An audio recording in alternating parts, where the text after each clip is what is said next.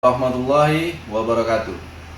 Kembali bersama saya Agus Sugiharto, mahasiswa dari Stisi Polraja Haji Tanjung Pinang dari Prodi Sosiologi dengan nomor induk mahasiswa 1910332.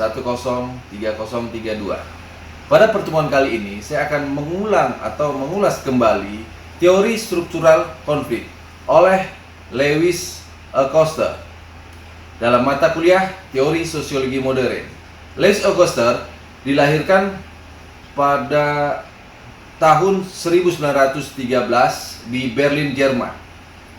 Ia memperoleh gelar doktor di Universitas Columbia, Amerika, dan pernah mengajar di Chicago.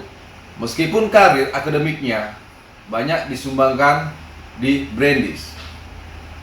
Mulai tahun 1968 ia menjadi guru besar luar biasa dalam bidang sosiologi di Universitas Negeri New York dan Storybrooke. Selanjutnya saya akan menjelaskan atau memaparkan teori struktural konflik dari Lewis Koster. Mari bersama-sama kita melihat slide berikut ini.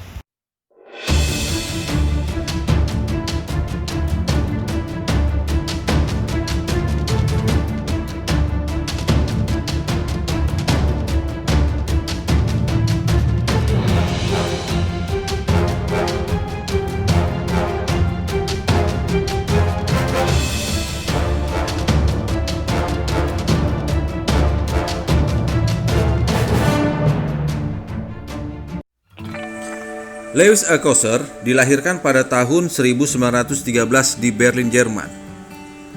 Ia memperoleh gelar doktor di Universitas Columbia, Amerika, dan pernah mengajar di Chicago.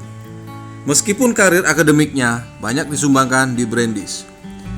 Mulai tahun 1968, ia menjadi guru besar luar biasa dalam bidang sosiologi di Universitas Negeri New York dan Storybrooke.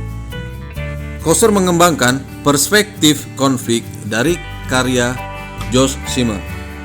Berdasar pendapat Simmel, Koster membentangkan proposisi untuk menguji fungsionalitas konflik bagi kelompok sosial.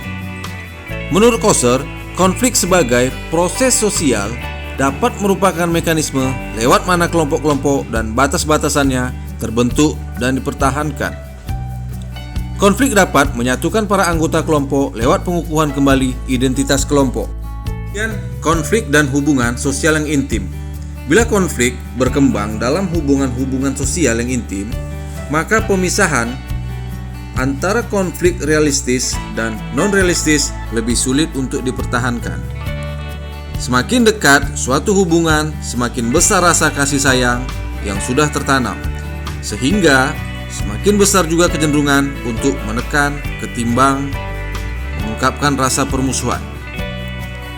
Pada hubungan-hubungan sekunder, misalnya dengan rekan bisnis, rasa permusuhan dapat relatif bebas untuk diungkapkan. Sementara pada hubungan-hubungan primer, keterlibatan total para partisipan membuat pengungkapan perasaan yang demikian merupakan bahaya bagi hubungan tersebut. Selanjutnya, pembedaan konflik. Yang pertama, konflik realistis berasal dari kekecewaan terhadap tuntutan-tuntutan khusus yang terjadi dalam hubungan dan dari perkiraan kemungkinan keuntungan para partisipan,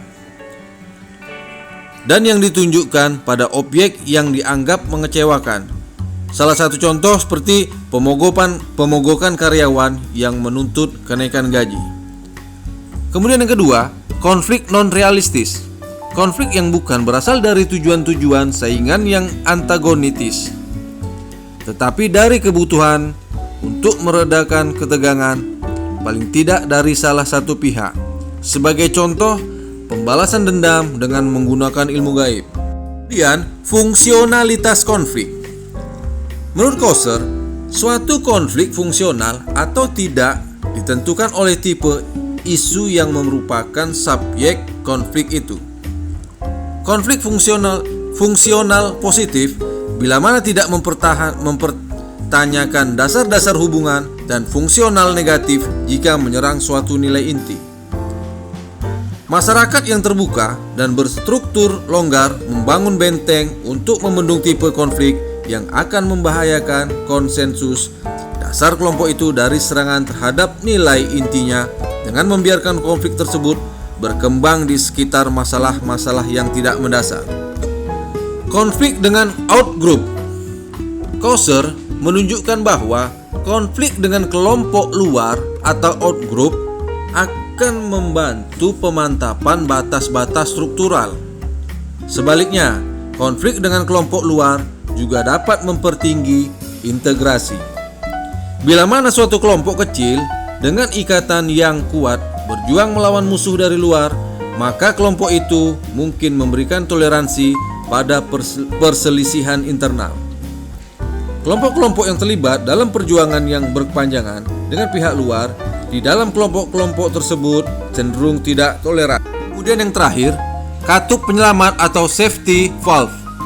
Katup penyelamat atau safety valve ialah salah satu mekanisme yang dapat dipakai untuk mempertahankan kelompok dari kemungkinan konflik sosial.